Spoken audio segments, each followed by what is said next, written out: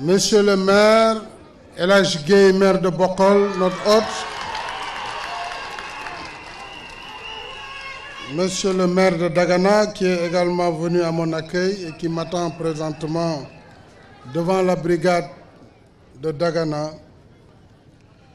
Monsieur le ministre de l'Énergie et du Développement des énergies renouvelables. Monsieur le ministre des Affaires étrangères et des Sénégalais de l'extérieur, Mankeur Ndiaye.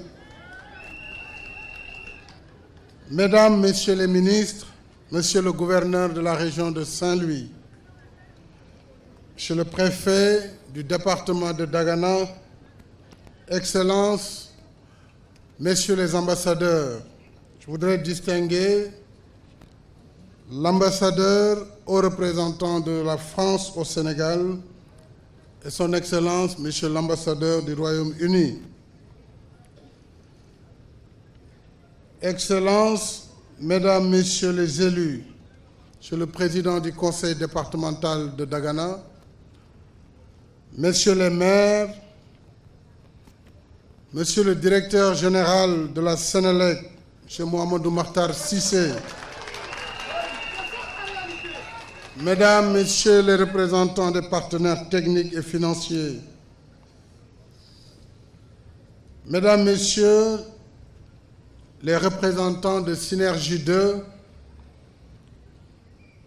Greenwich, Madame Charlotte Aubin et vos partenaires, M. Mamadou Saliou Sow, M. Thierno Niane, directeur général de la CDC, Messieurs les présidents de conseil d'administration et d'orientation de la Sénélec et de la CDC, Messieurs les anciens directeurs généraux de la Sénélec, Mesdames et Messieurs les directeurs, cadres et personnels de la Sénélec, chère population du Waalo, chère population de Bokhol, je tiens tout d'abord à vous dire, distinguée population, combien je suis heureux de me retrouver parmi vous, ici à Bokhol, au cœur du terroir légendaire du Waalo. Waalo Mbodj, comme aimait à le dire votre chère maman Adjambana. Waalo Mbodj, comme nous aimons également à le dire. Permettez-moi, avant d'aller plus loin, de remercier un hôte, Monsieur le Premier ministre Lionel Zinsou, parmi nous, mais aussi de remercier Madame Fatoussa Sow et son réseau des femmes productrices, remercier Madame Deyvele, ainsi que tous les responsables. Je prendrai une minute pour les citer, pour ne pas faire de précédent. Mankeur Ndiaye, ministre des Affaires étrangères, je voudrais lui renouveler mes félicitations et exprimer ma satisfaction pour son travail remarquable à la tête de notre diplomatie. Vous l'avez dit, Mohamedou Makhtar Cissé, directeur général de la Sénélec. Il a été mon directeur de cabinet.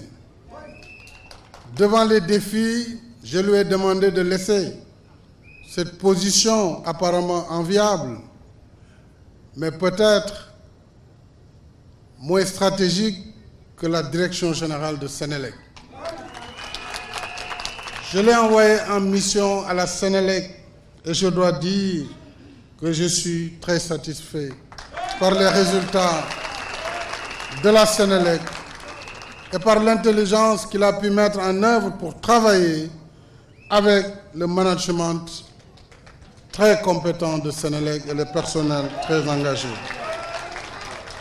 Saluer le docteur Mame Diop, député, ainsi que le président du conseil départemental, M. Khalifa Ndao, M. Abouli, membre du conseil économique, Madame Ndeiwele, membre du Conseil économique, M. Omar Mboulel, maire de Diama et membre du Haut Conseil des collectivités territoriales, M. Cheikh Cissé, grand soutien de notre action ici dans le Waalo, ainsi que le maire de Nit, M. Adama Sarr, le maire de Rong, M. Amadou Tidiane Ndiaye, le maire de Mban, alors M. Dembel Dembarou Sow, le maire de Rosbekio, le directeur Bekay Diop, le maire de Gaé, M. Abdou Khadr Ndiaye, le maire de Dagana, M. Omar Sarr, l'imam Moustapha Sow de la Zawiya à Saint-Louis, ainsi que tous les cadres, tous les responsables, les chefs religieux. Je vais saluer également Thierno Yayaba de Richard Toll, ainsi que toutes les autorités ici présentes.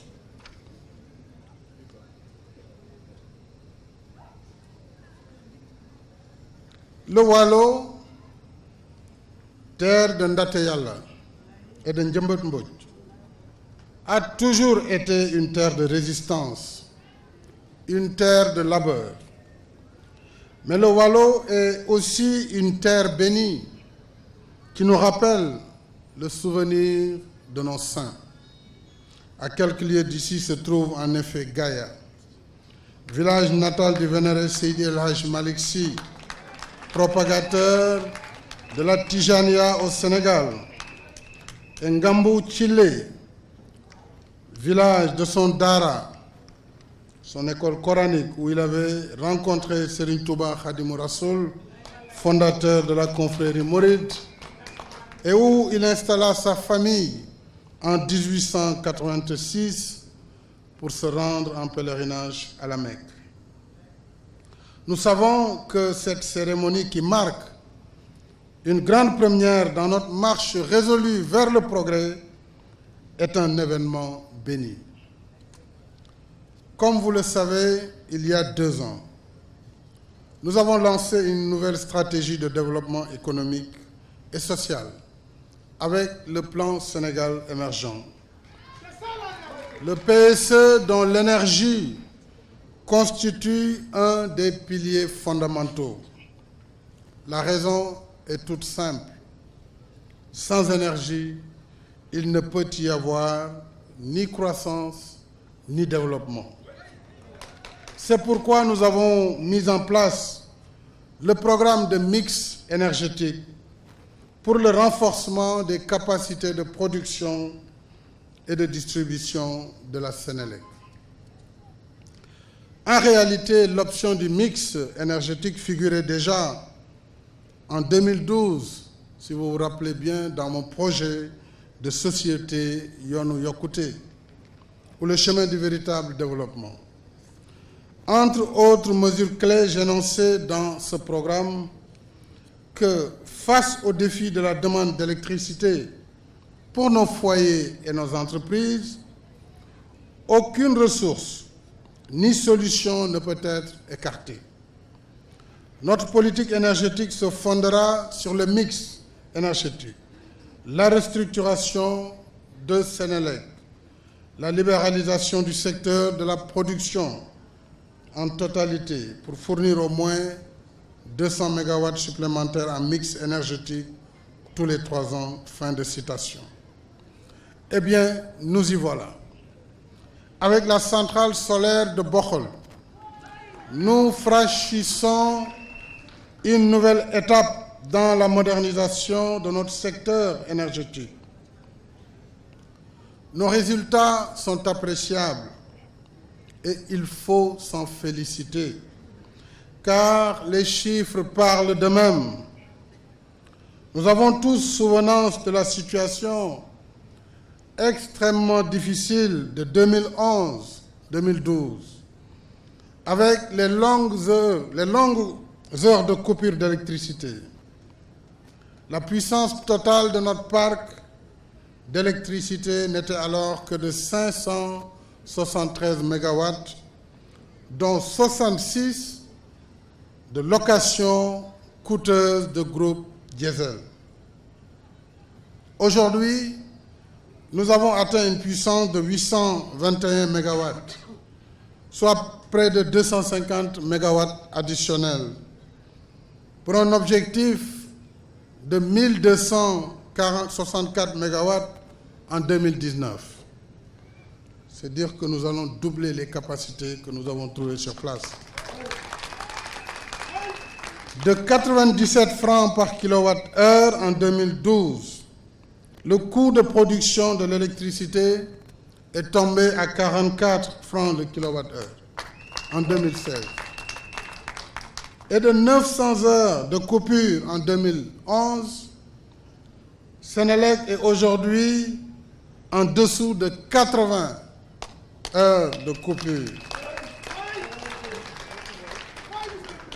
La centrale de Bokhol que nous inaugurons ce jour, on l'a rappelé, d'une puissance de 20 MW, est la première de sa génération de cette envergure dans la sous-région. Elle est le fruit d'un partenariat public-privé entre la Caisse de dépôt et de consignation et des investisseurs privés, nationaux et étrangers. L'actionnariat local détenant près de 45% des parts. Je voudrais féliciter ici le directeur général de la Caisse de dépôt et de consignation pour le travail accompli. Le montage financier de ce projet correspond exactement à l'idée que je me fais du processus de développement, à savoir que sur la voie du progrès, nous devons d'abord compter sur nous-mêmes par la mobilisation de nos propres moyens. Évidemment, je salue le montage financier qui a été fait par Greenwich avec le soutien du Global Action ou Global Climate, Green African Power. Nos amis anglais et norvégiens ont participé au financement de Greenwich. Je tenais à les remercier. Je tiens également à féliciter le groupe Vinci, connu pour sa compétence et son expertise, ainsi que les partenaires locaux qui ont travaillé, LSE, mais également BDTP et tous ceux qui ont pu prendre part à cette formidable aventure. Je suis surtout satisfait et fier de constater que l'installation de cette centrale s'est faite en 7 mois seulement et elle a mobilisé 300 travailleurs provenant surtout des localités environnantes avec l'appui de Senelec et du ministre de l'Énergie et du Développement des énergies renouvelables, M. Thierno Alassane Sall, que je dois également féliciter. Monsieur le ministre, c'est une performance remarquable. Et je salue la parfaite collaboration entre le promoteur, les autorités locales, le maire, son conseil municipal et les populations, et je vais y revenir en langue nationale, et tous ceux qui ont collaboré à la réalisation de cette belle œuvre.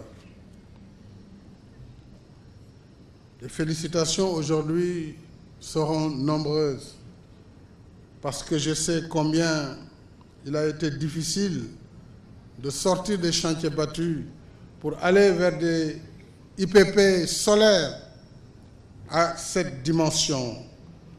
La commission de régulation a travaillé et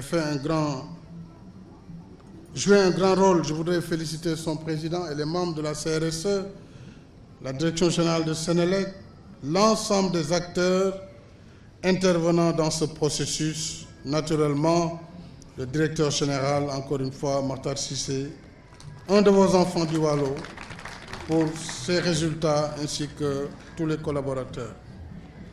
L'énergie produite ici à Bokhol sera transportée à partir du poste OMVS de Dagana et injectée dans le réseau de la Senelec.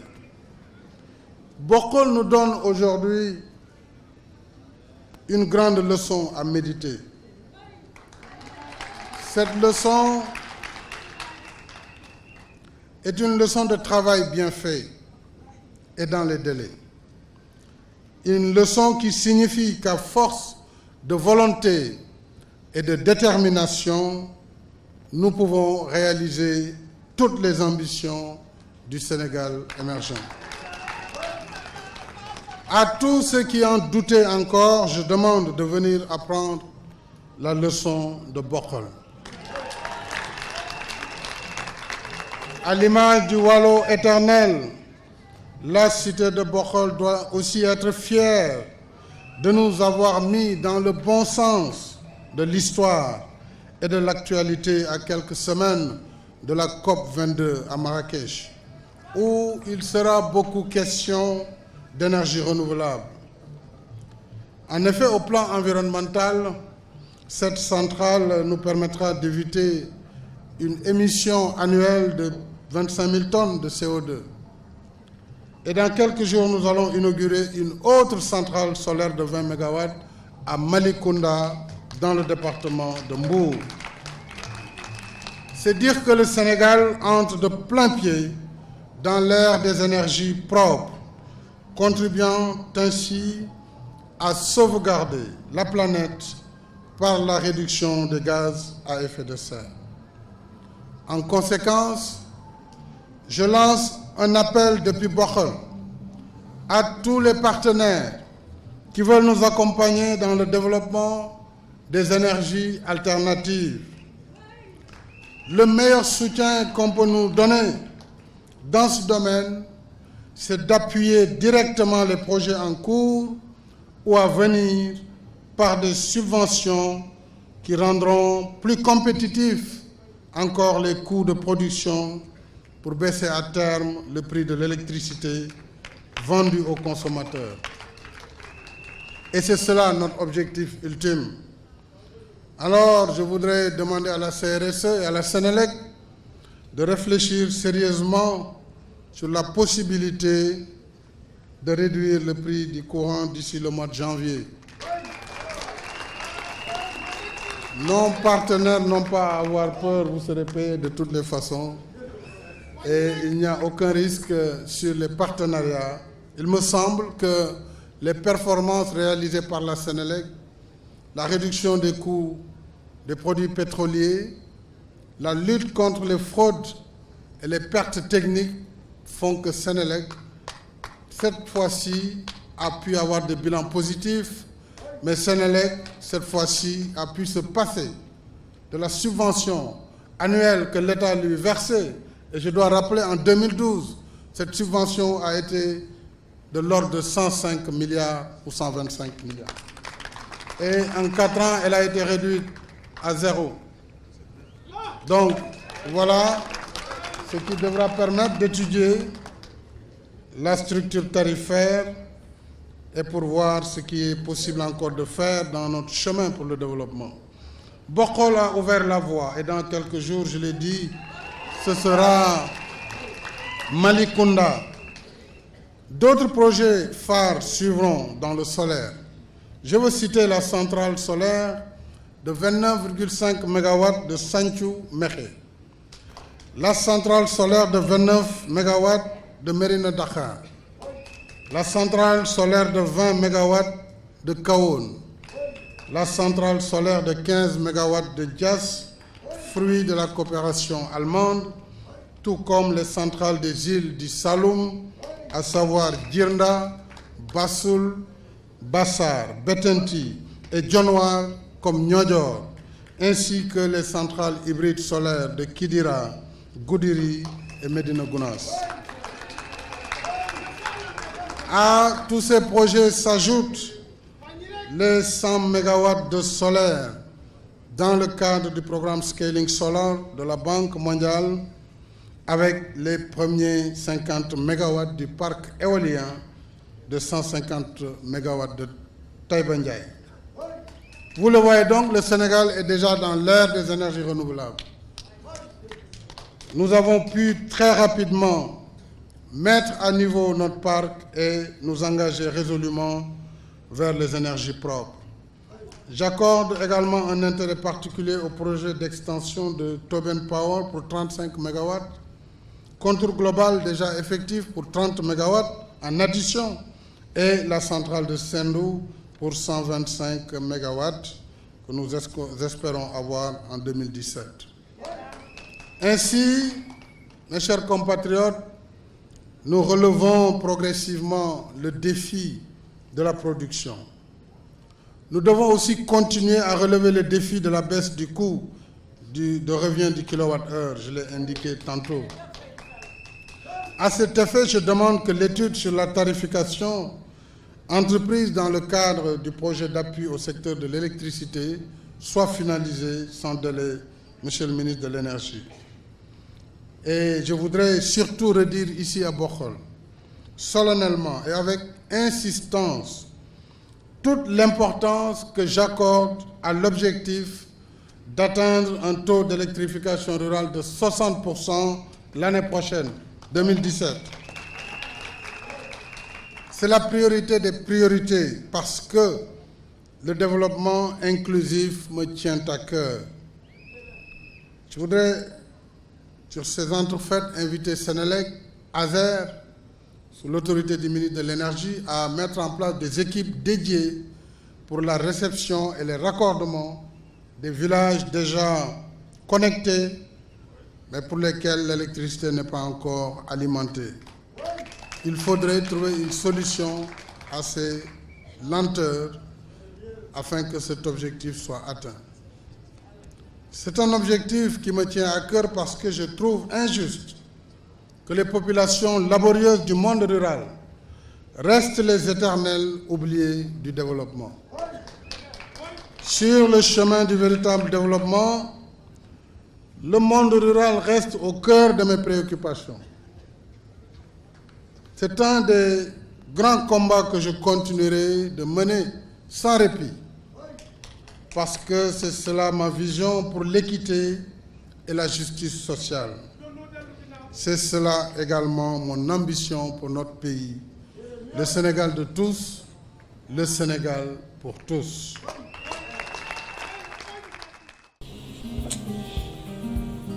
Que se passe-t-il, madame? Mon mari me demande de pimenter notre vie. Pas sur le coin des femmes, de leral.net. Ça va être ça.